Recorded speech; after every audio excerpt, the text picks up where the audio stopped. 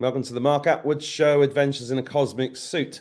Got quite an interesting episode for you today, but before I get into that, firstly, remember all the links for the show are in the description underneath the video, right? Some people still say in the comments, where's the link? It's in the description beneath the video, right? It's not rocket science, it's just there. All the links for the show, everything. Get on my email list if you can, if you want to keep up with what I'm doing, even though I haven't sent an email for a couple of weeks because I've been too busy, but I will catch up. Today, I've got a very interesting subject. Before I tell you about that, I just want to tell you what I did last night. I spent, if you've watched the previous show with Helen in Ireland, and we shared some pictures of elementals and UFOs, which was brilliant, and the feedback was amazing. And Helen's lovely. Well, I decided to take a film crew and film a documentary in search of the little people. And we went down last night with a crew, and Helen was very welcoming, and so was her family. And we just had such a magical evening. And honestly, cameras do not do it justice. These things are amazing. The elementals around us were amazing, and the UFOs were amazing. They put on a show for us. But I decided to make a film this time rather than go down with my phone. And it's going to take about a week to edit it together because I wanted to make something a little bit entertaining and hopefully get better quality footage with decent cameras. But I think I already know we need to invest in 9 cameras, but that'll be coming next week. In the meantime, a lot of you know that I'm teaching a course called How to Monetize What's Already in Your Head, Create a New Income Stream, and Become Sovereign Quickly. The course has been filmed live over the course of 6 weeks so far, and it's been transformational for me and transformational for the people that are on the course, who are amazing. There's like 171 students on the course at the moment. Anybody can join this at any time. There's a link below because we're recording it live. So I'm doing live lectures. There's about 25 hours of video training in this course. Now, during the course of doing this course, I've used the word course about 20 times so far. During the course of doing this course, I've met some incredible people. And what has been really empowering is that the subjects that they're talking about, mind blowing. And this one I'm going to talk about today is called Sex After Menopause, the Elephant in the Room. Why is a middle-aged bloke talking about sex after menopause? Well, because it's a very important subject, and the woman that has putting this information together is extremely effervescent, fun, and has conquered this problem. And I think, considering most of my audience are women, this is an interesting subject. So, hello, Melissa. Hello, Mark. Hello, everyone. How you doing? What a topic. I'm really good, thank you. Well, okay. So, I've got to get through this conversation like a man. But I think it's interesting. It's important for men as well. You see, this is why I wanted to talk about it. And this show is called Adventures in a Cosmic Suit, and sex is a big part of that adventure, right? Yeah. A big part that's just not spoken about as freely as we talk about ETs and lights behind trees. So why shouldn't we talk about what we go through? Millions of us, and you blokes, you cop it too. Like, you're the partners in many cases. So it's just as important for men, I think. So tell us your story. How did you get to the point where you wanted to talk about this problem? I went into menopause at 40 on the back of breast cancer, breast reconstruction, and not being able to even look at myself in the mirror anymore. I was already disconnected from my body. I was emotionally numb. I was functioning beautifully. I was a, upstanding citizen, ran a speech pathology department, marriage, good wife and all of that, but I felt nothing inside. And then breast cancer hit. And I think breast cancer and any major traumatic event like that is an alarm bell, right? It's your body communicating with you, hey, I'm here and I need to proliferate disease to get your attention. And so breast cancer at 40 was like, you're probably going to go straight into menopause, but you might not. Let's just see what happens. Well, sure enough, at 41, not only was I bald, chemotherapied, and when you have breast reconstruction, Mark, it's great, but you actually don't have any nipples left. So I had reconstructed breasts with no nipples. Now you can imagine as a woman how that was making me recoil into fear of being seen by my husband of the time. I couldn't even look at myself. And when you despise yourself that much, it's exhausting. So then I was in menopause, full-blown menopause. Didn't have any desire. Sex was painful and rare. He got uncomfortable, so he didn't touch me. You know, we'd avoid sitting on the couch together. And it was 10 flipping years. Whoa. 10 years of cohabitating with a beautiful man who is no longer my husband. But he had so much patience, and underneath he was shit scared too. And in the aftermath, he shared with me what it was like for him. And he just said, I just was really scared to hurt you. And he couldn't process that or be with that. So we actually had professional help, which is a very interesting coaching experience. But menopause was like, fuck you, menopause. I'm not going to be sexless. I'm 41, right? If I was 92, it'd be like, yeah, sure, I'm done. You know, shut up shop. Let's just, you know, drink sherry and talk about the old days. I was fucking determined to get my sex life back. Absolutely. Because you've already taken so much from me. You're not taking sex.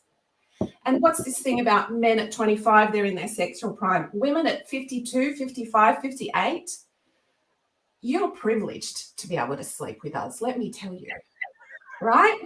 Because we know what our body's like. And it was like, I want that back in my life. So, yeah, I went on the journey. Wow. Oh, dear. I found myself welling up there. Good job I got toy roll.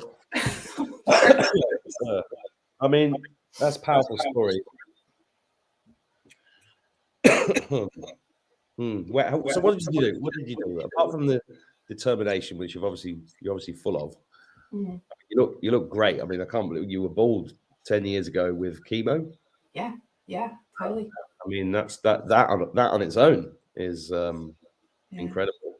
Yeah, and I can't imagine the mutilation, what that's like. You know, it's just as a man, I can only imagine my balls being chopped off. You know. Yeah. How did you get through all of that? Well, first of all, I had faith. I started meditating when I was in my early 20s, and I went to a very esoteric, self-knowledge spiritual school. And I always wondered, why was I so into meditation? Why did I discover the Vedic traditions, the Bhagavad Gita? Why did I go down that sort of really ancient route of meditation and self-knowledge? And it was because it was preparing me for breast cancer. You get to see that every event along the way was a stepping stone towards readying you to deal with the big thing that was going to wake you up to why you're actually here in human form. And so I had this spiritual connection to know that I wasn't my physical body, and that my physical body was going to get hammered by the chemo, and my physical body was getting hammered by menopause, but I was of God. And so I was able to fall into the arms of knowing that every human 3D experience that I had along the pathway was a gift to reclaiming who I really was, because I devoutly believed that I deserved to be a fully flourished sexual woman, and that there was only my own obstacles in the way that were going to stop that from happening. So the man that I was married to, he was part of the journey. The breast cancer was part of the journey. What I knew for sure was that I had to address my own demons. And what I started to do was see a kinesiologist. That was my first port of call. And I would lie on the kinesiology table with her, essential oils and her skill set supporting me. And I started to see versions of myself as a kid. I'm very clairvoyant. Versions of myself as a kid curled up in my body, hiding. And what I had to work through was emotional neglect from childhood, which had shut my heart down. And interestingly, it was my left breast that got cancer. And then the lump was right in front of my heart. I had to work through that. So I basically just had to be in the darkness, Mark. I had to grieve the childhood that I didn't get. I had to grieve the lack of mothering that I didn't get and become my own mum. And in the middle of all that, I was supporting my mother through an attempted suicide. So the world was giving me every fucking reason to stand up and look after myself and remember that I was capable of this, because shit doesn't happen to you without you having the capacity to do it. And this is where my husband and I disagreed. He thought everything was random. I always knew I got breast cancer for a reason. I married that man for a reason. I had a mother that told me to F off for a reason. And it was all about self-love. So I had that piece. So then I just started, right, I've got to deal with this emotional stuff. I've got to address my nervous system. And I'm a nervous system practitioner. I'm trained to take people through trauma release processes. And I had discovered that before I got cancer. Surprise, surprise. I was like, that's why I'm a trauma practitioner, because now I can use it on myself. It's like getting given a lightsaber just before you meet Darth Vader. Oh, that's bad, God. Yeah. It's like, why did that happen? Why did that man come into my life and tell me about this modality? Because I needed it. Yeah. And so my emotions, my nervous system, basically I had to unravel all of the shutdown in my body, because I was completely shut down, and my body had to yell so loud at me to get my attention that I started to listen. And my sex life wasn't that good before menopause, to be honest. I think once you have kids, everything changes, right? No shit. But I knew that it was the obstacles to a full sex life that I had to work through, that then my body would respond. I just trusted. So in this respect, it sounds to me like sex is a metaphor for living. Yeah, you get to choose. Yeah. Mm. It's just another thing. It's like money and sex and speaking out about your beliefs. It's all the same thing. Yeah. If you have enough obstacles within you to stop you doing that, then you will retreat into ego states and all the rest of it. But once you realize that that thing already exists, my luscious sex life, which I have now, by the way, it exists in the quantum. It is my divine right. So all I have to do, and this is what I do with my women, is I take them step by step towards dropping the bullshit that's in the way of them saying to their partner what they need to say, or wearing something in bed that they never would have had the guts to do before. I mean, I can't believe the things I get up to these days with my new man. And it's because I busted all the walls down, because I had to, Mark. It was that or no more sex, and I was in my early 40s. Fuck that. No way. I deserve it. Absolutely.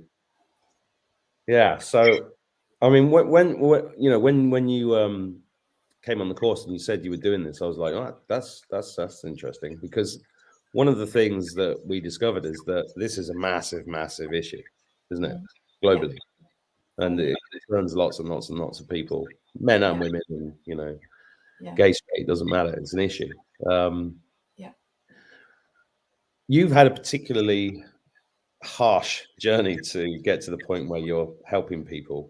What's your experience with other women that because there's varying degrees of how this affects people, because it affects people for the rest of their life, doesn't it? And I remember speaking to one of my relatives when he was about 75, and he dropped that he'd not had sex in about 20 years to me over a whiskey one night, and I was like, that sounds a bit shit. And I was like, why is that? And then these secrets open up, like flowers, don't they?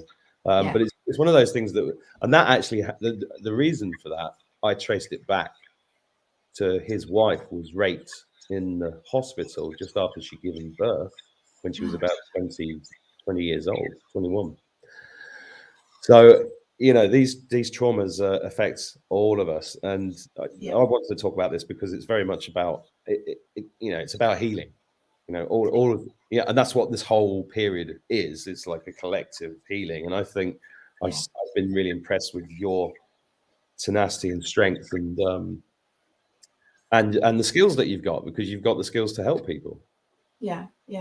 I think, unfortunately, what happens, and this is, you know, indicative of society more broadly, is we're taught to not talk about these things, you know, from at an early age, like little girls particularly. Oh, don't share that. You know, when you get your first period, it's like, quick, go and hide in the wardrobe and sort yourself out. So women's bodies have been told to go in the background from day one. So by the time we get to menopause, it's like we're so used to hiding, pretending everything's all right. And poor communication skills is the biggest thing of all. For any woman that has a much gentler entry through menopause, which could be, you know, signs of menopause coming over a number of years, often what I hear is that they're too embarrassed to talk to their partner about it. So it becomes the elephant in the room. Because they haven't. Yeah, exactly. And you know, I joke the elephant got so big that it actually moved into a house. That's how bad it was. So if you don't have a communicative relationship where you're bold enough, and you might laugh as a bloke, but for women to be bold enough to say out loud what they need in a relationship, it's very conditioned for many women that you just don't do that. Because every time we've done that before, it's been badly received, and that builds up a trauma pattern in our body. So we come into marriage, which in of itself shits me to tears. Like, who wants to stay with the same person forever? But anyway, when the wheels start falling off in your sex life, you don't sit over dinner and talk about your sex life like you do about, you know, what movie you're going to watch on the weekend. We just don't do it. Well, funnily enough, as you were speaking, I had flashbacks to my childhood, and my mum was very much like that. She'd talk about sex openly in front of everybody, and it was just normal to me. And then when I started going out with girls later, I was like, what's wrong with these people? They don't discuss this stuff. They're all closed up. They're all clammed up. What's this all about? Yeah. So I've got a different experience to that, but yeah, that's great. And you know, every woman that I speak with has had a different experience. But ultimately, Mark, what happens is our nervous system, which is our electrical wiring and our infrastructure of our body, is always trying to keep us safe. So every time in your life that you've expressed yourself or asked for what you needed or shown your true self and it's not been well met, there is a little part of you that closes down. So think about that over years and years. So by the time a woman gets to menopause and suddenly she's not interested in sex anymore, or it's painful, it is such a conditioned response to not say no or whatever it might be, because the body has remembered that, well, last time you did that when you were 15 and you said no, your bloody father kicked you out. Those trauma patterns stay in the body. So for me, it's a no. I can't think of the phrase. We have to do nervous system work together if we're going to work together, because I know that your nervous system, especially now, 2021 shitstorm, is either perpetually in fight or flight, or you've gone across the continuum to shut down and you're dissociated. And many people right now are very dissociated from their internal sensations because it's too painful to notice what's going on. And that becomes modus operandi. So if a woman comes to me with menopausal issues, then sure, let's talk about your dry vagina. Let's talk about hormone creams. You know, go and see your doctor. Go and have all the medical appointments. But inside your body is your history. And let's even go back beyond this body. We carry the DNA and the experiences of our lineage in our body. And we get the choice in this body to choose, am I going to be the person in the ancestry to break this chain? And I remember clearly when I had my diagnosis of breast cancer, going on a walk one day and hearing this voice say, you know why you got breast cancer, don't you? I was like, to tell? Because all of the women in the line before you didn't have the resources, emotional, spiritual, physical. I got goosebumps telling you this. Yeah, I'm getting them. Yeah. They didn't have the resources. So, baby, you copped one for the team because you can do this. And I just finished my walk and then picked up my son from maths tutoring. And I thought, yeah, that makes perfect sense. So once we have that resilience in our nervous system, and we can let, you know, like you said, this shutdown and this contraction, it manifests as tight muscles in the body, which leads to chronic tightness, which leads to joint and muscle pain, which leads to disease. And I know for fucking sure I got breast cancer because my heart was so shut down. Yeah. There was no life force in there anymore. So that's at the heart of it for me. And I simply talk about it as, you know, you are perpetually living in a state where you see the world through a lens and your body reacts. So if your partner catches you getting changed when you're going through menopause, you hide yourself. It's like, oh shit, I don't want him to see me, to get the wrong idea. That is a ingrained trauma response in your body because the fear takes over. Now, what I want to teach women is recognizing those patterns, and there's really simple ways to release trauma from the body. And then you create room for the truth, for self-love and self-compassion. It's the biggest missing ingredient. These poor women, they have never been given the tools to cultivate self-love or feel compassion for themselves, to be able to be an observer, a witness to their menopausal experience. They're so ingrained in it, they can't do that little separation and go, I can nurture myself through this. You know, this inner child stuff. Just this afternoon, I laid on my bed and I just sobbed about the experience I'm having here in Sydney. And it was like my inner child was like, oh shit, I'm scared. And all I had to do was lie down on my bed and cry and imagine I was hugging her. And when you do that kind of work, Mark, long enough, and you deal with these hidden parts of you, like the skeletons in the cupboard, which menopause shakes really, really loud, you move through these processes really quickly and you become expansive. And you become able to look at menopause from your partner's perspective. You become able to try things that are a bit edgy because you feel freedom within you. So they're kind of the essential ingredients of what I did for myself. And then came all the energy healing and all the quantum stuff and, you know, dreaming in possibilities and envisioning, you know, like we did with you in one of the first calls.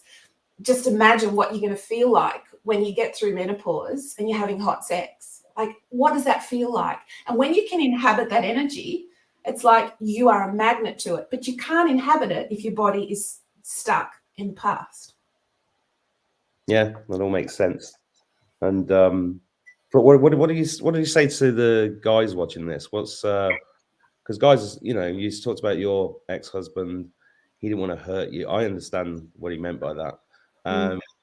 And that's you know, it's tough for them too. And I'm not saying, oh, poor bloke. You know what I mean? It's like if you're in a partnership, in a heterosexual partnership, that's you've got a male-female situation, and it's hard enough to communicate in a marriage anyway, especially if you've got kids and you're busy and you're doing your jobs and everything else, and it's very easy for it to just break down like that. Yeah. Right. And I'm sure the divorce rate is a lot to do with this. Yeah. Oh, absolutely. Yeah. You kind of get to a point where it's like it brings the whole relationship into question if you're unable to communicate easily and it's a wedge between you. So what I say to the blokes is you just have to listen to her. You just have to sit with her, socially engage, which is comforting to her nervous system, to just be present with her and just allow her to move the energy through her by expressing what's going on for her. And don't try to fucking fix it. That's the problem, because we like to fix things, right? Yeah. And we're also very impatient. Well, I am impatient. And you know, for a man, it's like, right now. Then it's like, what? Rejection. And then it's sleeping in another room. And then it's like months go past. And then then communication stops. And then before you know it, you split up. Yeah, exactly. So what I do with men is I set the container, and I say to my partner, I'm really struggling with the awkwardness around sex with you. I don't know how to fix it, but I really love you and I really do want to fix it. So if you can just listen and not add anything, but just listen to me, that will make me feel safe with you. So men just need to know what to do. Women seem to think a lot of the time, he should know. He should be able to tell I'm having a hot flush and to fucking leave me alone. But you don't. Yeah. So it's so simple. If you just let the guy know what you want, he's probably going to be so fucking grateful for clarity that he's not going to judge you. And I see this time and time again. We get frightened to talk about it. We stew. You know that woman that's just like 3 days and she's like this? That was me. That sets your partner on edge too, and they don't have the resources to know what to do with it. So you just have to tell them, and then the man will be like, oh, phew, I know what to do. Like, and happy wife, happy life. We all know that that's the case. Don't block your man out from this experience, because the clock is ticking when you're menopausal, and you might have a dormant who you really are in your body that is pushing your skin edges so loudly when you get to that stage. And you might be shit scared that this relationship doesn't cut it anymore. Or you might be so desperate to bring him in and work on this that you really want to make it better. There's all of that sort of stuff too. And so there are so many variables, but my husband, we actually wrote notes through our coaching experience, and he gave me the honor of letting me read his notes after we'd separated to see what the experience was like for him. And he sounds like a great bloke. Oh, he's so nice. He just doesn't turn me on anymore. We're actually good friends. We're good friends. Great. That is great. We separated amicably because I was and he actually thanked me for this, God bless him. I was the one that said, babe, we need help. And that's all it took, Mark. And he was like, yes. And so then I sought professional help, which ended up successfully us realizing we're done. This marriage is done. So yeah, it's really simple communication, and it's just let them know what you need from them, tell them what's going on, and then allow them to hold you in the way that's right for them. And you'll start to see very quickly if this man has the cahoots to be worthy of staying with you through this. Cool. So you talked about let's just show people what you've done, because you've spent I'll put a link to it here. You spent the last 6 weeks now creating this. And what's that journey been like? It's been a good journey? Well, it's taken me back into the experience of being menopausal. It's taken me through the euphoria of actually getting to the end. Look how far I've come. And it's actually made me fine-tune exactly what I think I offer. It's really made me think it through and create something very unique. Because if you go onto the internet, there's a lot of stuff about menopause, but it's my experience of menopause. I know that I can help women with emotions and nervous system and energetic work. And so it's made me really dig fucking deep, actually. And it's been incredibly rewarding. Well, it's a powerful story, and you're so much more than your dry vagina. And that's true, because when you mentioned that earlier, I was like, that's just, typical of the society we live in, where it's like, oh, we've got a cream for that. Don't worry about it. Yeah, totally. For that. Don't worry about take it home, be quiet, just take it home, stick it in. Yeah, nothing's addressing the root cause of anything. So, and what is it that what's the result of going through this with you? What's you said it's great having hot sex after menopause, but that again is a indicator of other things in your life, because basically if we're getting laid, we're having a good time, we're having a good life, we sort of zip through life, don't we? And we enjoy it more, and everything's flowers and roses. Which means that affects everything else. It affects all our interactions. It gives us the ability to stand in our power. and makes us and allows us to make better decisions, which is that's what I'm guessing. Yeah, look, it's all about taking this opportunity to get to recognize what's no longer working in your life, to claim the new standards of what your life actually deserves. Because when you get to this point in your life, you've been looking after others for a long time. It's an opportunity to allow the skeletons in the cupboard and the non-spoken about stuff to come to the surface. Or the consequence is that in 10 years' time, you'll still be hiding around the corner and ashamed of yourself, and your husband won't quite know how to touch you when you watch a movie on the couch. So it's about finding your voice because of the safety in your body to express. And it's about tapping into, maybe there's a deep, dormant, powerful, spiritual, mystical woman in there. Because the transition into menopause, you talk about archetypal, it's the crone energy. This is the wise woman. I was going to say that right at the beginning of this, and I thought I'd keep a mental note for that, because that's what every woman, every man has divine spark inside. This whole journey is about rediscovering or digging out that divine spark and going through this journey to get to the point where you are in your power, in divinity. And sex is a divine, sacred thing that has enormous power, enormous magical power. And people kind of, we've all been, the kids are brought up on the porn on the phones. I mean, it's just heartbreaking to see that. I mean, I'm not saying that I'm not saying that I didn't used to, at the age of 8 years old, run down to the bridge under the canal and pull out a brick and the porn magazine behind it, have a quick look and pull it back. But that seems so innocent compared to what people are doing now.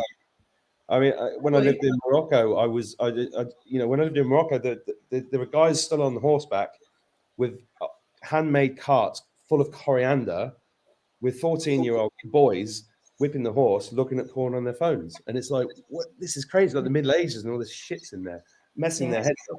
Yeah. So we have... Sorry, go.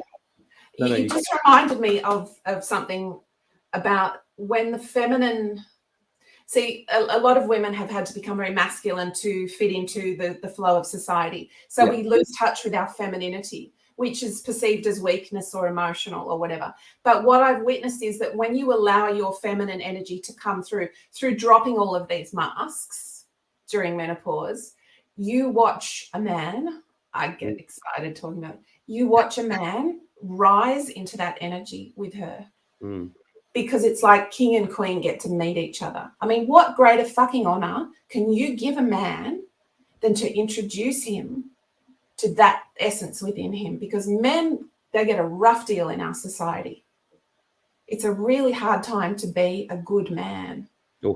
And we, women, part of the reason that this whole experience is happening is because we get to gift our partner, man or woman, access to what we tap into for themselves and come together in union. And then it becomes their choice. But there is nothing more erotic than seeing a man. Like, I'll never forget the day that I went with my new partner for our first raunchy weekend away. And I bought this dress. It was a leopard print dress. I would never have worn leopard print in the old days. And we had a dinner in a beautiful restaurant. And he said, what are you wearing? And I said, I'm going to go through a little ritual with you. And he sat on a chair in the room, and I went into the bathroom and I put this dress on and my heels. And I walked out and I said, you get to feel my body from my feet up and feel me in the absolute pleasure of this experience with you. And he did that. And when he opened his eyes and looked at me, the innocence of that man. And these moments, Mark, are the moments where you go, this is why this experience is happening to me, because I get to gift him And so it's not just about me and what I get out of good sex and, flaunting my body unashamedly with him. It's what he gets to receive. And he can take that out into his world. That's going to affect the way he is, the way he's going to look at women. And so that's been a beautiful byproduct of this new relationship that I've had. So I really think that's a very big part of it as well. Well, yeah, thanks a lot. I thought we were going to talk about shagging for half an hour, and I'm crying my eyes out. Well, shagging is this bit. The rest is the important bit. Shagging is the good byproduct, honestly. I know. I'm just using humor to deflect my emotional internal turmoil. As usual, that's what I'm doing. That's what we do. But, well, it's really interesting because I'm totally open to working with men as well. Like, you know what? I've supported a man through this whole experience, and men need very different things than women do, but they've got physical bodies, they've got emotions, they've got a nervous system, they've got an aspect of themselves that they've had to hide. And my husband was being invited through this coaching experience we went to bring out his commander and to give me his commander. This was the archetype that she used, because he was quite submissive and I was the boss and I got all the shit done. I did everything except bring the main income in.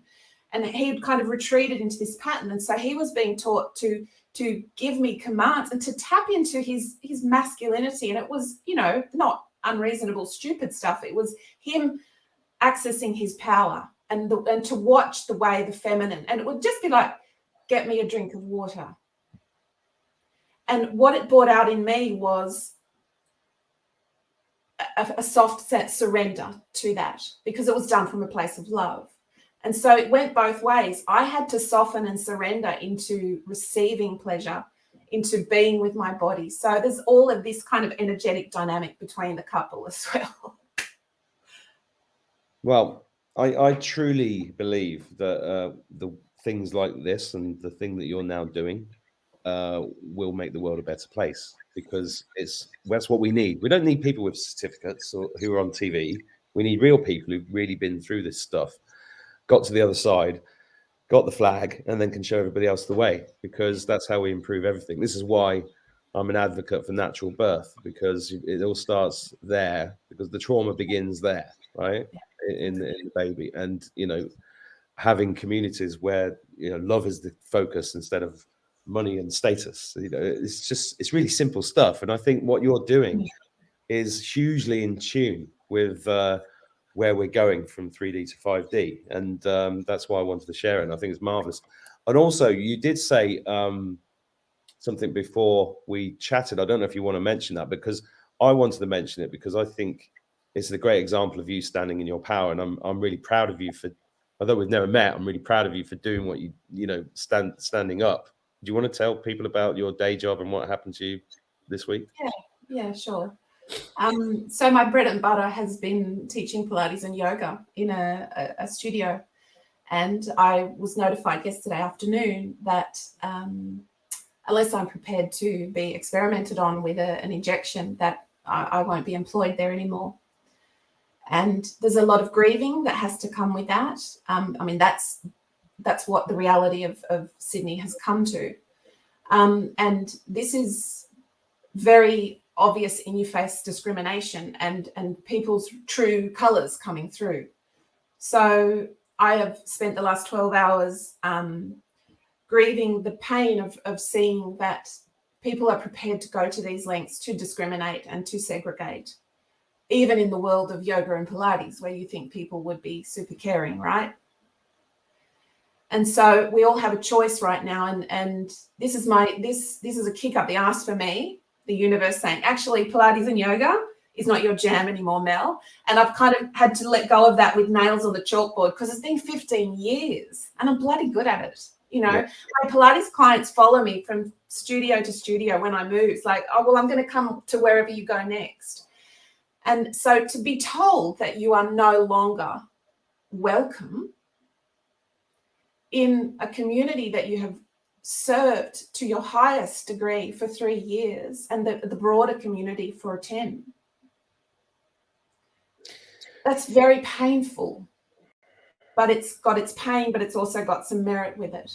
And so I'm going to stand in my power, and not in a personal way, but in a thank you for the offer to be medically coerced or whatever it is, you know, and educate this person, because I think this is an opportunity for all of us to spread a bit of light. And I can do that by not being full of anger and fear or calling him out, but rather pointing out to him the lawlessness of what he's doing, bare facts, and the immorality, the immorality, the medical apartheid, the discrimination. And I'm stunned that this person has discrimination at one of his core values, because that blows my mind, because that's essentially what he's displaying. Yeah. And this bullshit about, well, we don't have a choice. Bullshit. You have a choice. Everybody has a choice. And I was spitting chips a few weeks ago about the lack of men standing up and saying, fuck this, especially here in Sydney. My family is suffering. My wife is suffering. I see very little of that. So I had to work through my anger towards the lack of men standing up. There's some very good men. But now here's another example of a man who's saying to me, despite the fact that everyone tells me your classes are their favorite classes, you are no longer welcome to work here. Amazing, isn't it? So the government is now... He should have your back. Absolutely. And so I'm going to eloquently and maturely point out to him that he is demonstrating the exact opposite of that, and therefore I'm no longer interested to work in that workplace. I want to go to a place where I can shine and I can really be appreciated. So it's a really big issue, and I can be with that, and I can also be with the excitement of this, you know, this menopausal work, because it's the light and the dark, Mark. You know, it's for all of us. It's my microcosm of the macrocosm.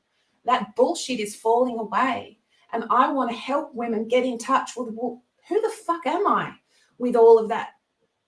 What do I want? And menopause is just like a gift. It's an opportunity to go there. And never has it been more in our faces than you need to get pretty fucking sovereign about your body and your health right now. Because they can take it away from you like that if you let them. Everything. Yeah. Yeah. I mean, there's a lot of things there. When I told you, I think I got this really strong message. Yeah, Mark, you need to do a course. And I was like, really? What? I'm talking about UFOs and stuff. Who wants to know about internet marketing? And then, you know, just do it. I mean, one thing I think you definitely should do is an online Pilates course, because believe me, this is what everybody's got to do right now. Is just take what's in your head, make money out of it, and then to give that to don't be reliant upon anybody. Yeah. You know, that's what I think. Yeah. And it might be a short-term measure, who knows? But it's what we're dealing with right now, and it's empowering. And I think you could end up being the best sex therapist in the world. Why not? Why not? Nothing is impossible anymore. What, right? Really? The walls are shattering down. The opportunities are endless. Like, this is exciting. Yeah. We get to be whatever we fucking want. And they're giving us the option to do that by showing us all the things that we're not interested in anymore. Well, you can't make a pearl without putting it under extreme pressure, right? Yeah. And that's what's happening right now. We're seeing lots of pearls pop up. And we're seeing, you know, that guy that's done this to you, he's going to suffer the consequences, because everything's about choice and consequence right now. Every single moment of your life is choice and consequence. And I'm loving this time, because, as you just said, everybody's showing themselves for who they really are. And now we're seeing who's got the courage. I mean, I've been saying for over a year, where are the men? There are men out there. There are men standing up, but not many. It's all been women. In the last year, I've just been in awe of the power of these incredible women that I've met online that are doing incredibly courageous work. Yeah. But we know in doing that will create space for men to step up as well, those that are aware of it. So it's not just about us and the women. It's very clear that when we stand in our power, and that creates an energetic container for men to get to step into that. It does. It's like we're a tag team. We're all in it, you know, and it's about, you know, it's all been so skewed. You said earlier about men and women competing with it. Well, women competing with men. I mean, it's all been so we've all been socially engineered. Mm-hmm. They are trying to socially engineer men out of the world, especially white men, right? It's all social engineering. That's what it is. Yeah. And it's been extremely difficult because you know, they've chemically altered our children. You know, they've chemically altered the human race. This is a massive genetic experiment that we live in. But what I'm seeing with you and many other people like you and a few men is that standing in your male and feminine power is such a wonderful thing. That's exactly what I got with the elementals last night. Was this rush of standing in your earthly power? Can't even. I might end up doing a painting or something. It's that kind of. Can't put it into words, you know. It's an energy. Yeah, it's amazing. Yeah. I know what you mean about the masculine and the feminine. I've been on all the yoga retreats and done all of the things. And with my clairvoyancy, one day I had this beautiful experience where my masculine and feminine came together and they actually like started to meld with each other. And when that happened, I knew that I'd moved into that union within me. Because the softness and the surrender of the feminine can exist with the power and the action of the masculine. And when the two come together, you feel limitless, actually. And of course, you're human and you waver and you have shit days, but you never forget that feeling. And then you can hold space for both within yourself and support others to do that. So, yeah, it's so juicy. There's so many layers to it. Yeah, and I should also tell the viewers that this is the first time Mel's ever been online talking about this on anybody else's channel since she started the course, which literally only started 6 weeks ago. And we're going to have to cut it soon because I've got my last class to teach. Are you coming on that? Yeah, I'll be there. Well, it's a Q&A session today, so it should be fairly easy for me. But it's, you know, there's a lot of people out there. I read a statistic yesterday that blew me away, which is, I don't know, positive, negative, but it's all positive, actually. 70% of people in the US that are unV'd will quit their jobs rather than be mandated, right? So there's a huge amount of people about to not have an income, and then what are they going to do?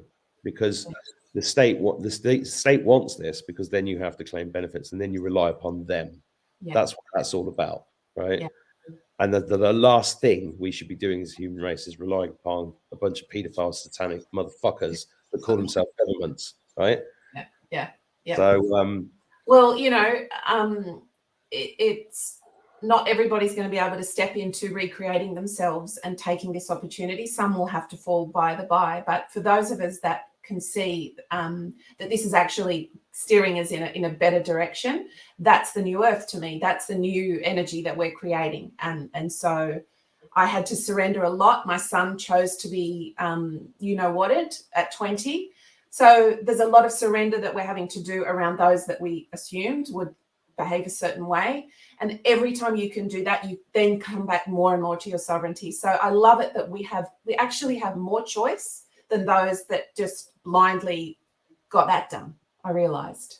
Because in every moment we get to come back to that knowing, feel the fear, feel the pressure, feel the coercion, the pressure, the diamond they're creating.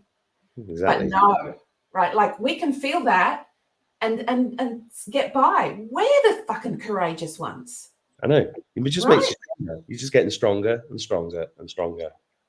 Yep. And I'll never be the I told you so woman, but I seriously, I'm like, eventually some of them are going to go, so you were actually like, you know, on the right path in all of this. We got tricked. Like it's bizarre to watch, but it's actually incredibly empowering at the same time.